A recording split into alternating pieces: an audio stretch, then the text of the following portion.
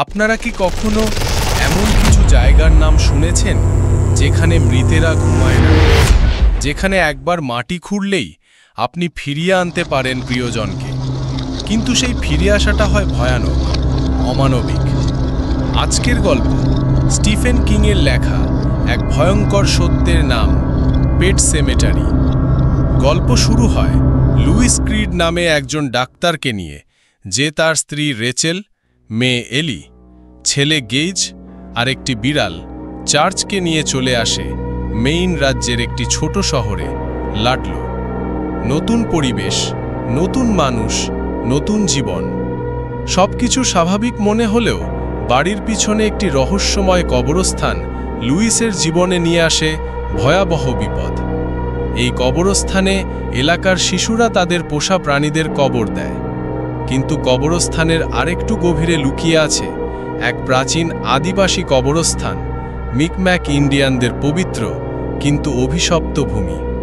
লুইসের প্রতিবেশী জার্ট ক্র্যান্ডাল, এক বুড়ো মানুষ, লুইসকে সেই কবরস্থানের রহস্য জানায়।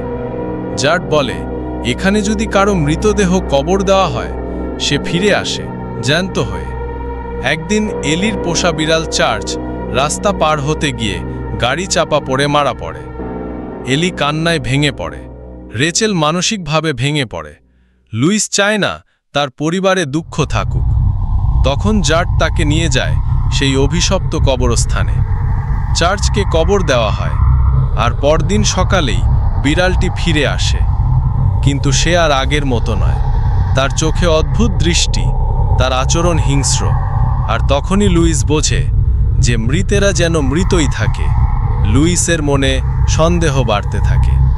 জার্ট তাকে সতর্ক করে দেয়, কিছু জিনিস ফিরিয়ে আনার নয়, যারা ফিরে আসে তারা আগের মতো থাকে না। কিন্তু ভয়াবহ ট্র্যাজেডি তখনও বাকি।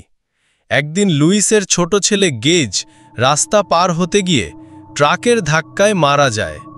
গোটা পরিবার ভেঙে পড়ে। এলি ঘুমাতে পারে না। রেচেল পাগলের মতো আচরণ করতে থাকে। লুইস ধীরে ধীরে নিজের নিয়ন্ত্রণ হারাতে থাকে। তার মনে হয়, যদি চার্চ ফিরতে পারে তাহলে গেজ কেন নয়? লুইস গোপনে গেজের দেহ চুরি করে নিয়ে যায় সেই কবরস্থানে, কবর দেয়, প্রার্থনা করে, আর তারপর যা ঘটে তা ভয়ঙ্কর। গেজ ফিরে আসে, কিন্তু সে আর লুইসের ছেলে নয়। সে এখন এক অশুভ আত্মার বাহক, ভয়ঙ্কর, হিংস্র, হত্যাকারী। গেজ জার্টকে হত্যা করে এবং রেচেলের মৃত্যুও ঘটে রহস্যজনকভাবে, যার পিছনে আছে সেই ফিরে আসা ছেলেটি। লুইস বুঝতে পারে সে কি ভয়াবহ ভুল করেছে। তার মনের ভালোবাসা তাকে ধ্বংসের দিকে ঠেলে দিয়েছে। শেষ পর্যন্ত লুইস নিজেই গেজকে মেরে ফেলে। কিন্তু এখানেই শেষ নয় তার পাগলামি। সে এবার রেচেলের দেহ কবরস্থানে নিয়ে গিয়ে পুনরায় কবর দেয়। লুইস বিশ্বাস করে এবার হয়তো রেচেল ঠিক ফিরে আসবে।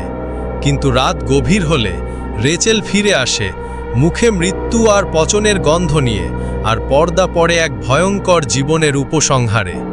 স্টিফেন কিং এই গল্পের মাধ্যমে আমাদের সামনে তুলে ধরেন এক গভীর বার্তা।